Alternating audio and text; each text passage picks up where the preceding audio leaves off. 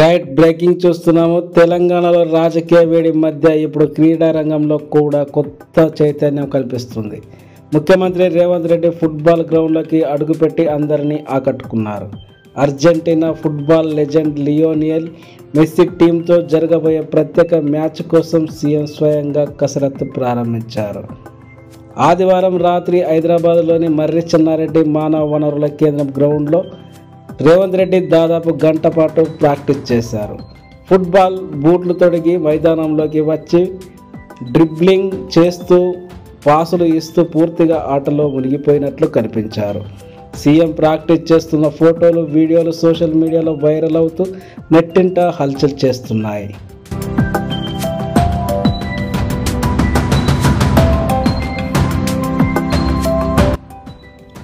December 13న star footballer లియోనియల్ messy హైదరాబాద్కు రానున్నారు.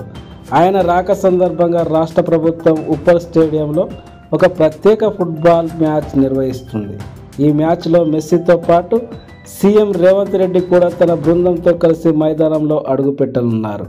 అందుకే ముందస్తుగా శిక్షణ తీసుకుంటూ ఈ మ్యాచ్ను ఒక గ్రాండ్ ఈవెంట్గా మార్చేందుకు ప్రభుత్వం సిద్ధపడుతుంది.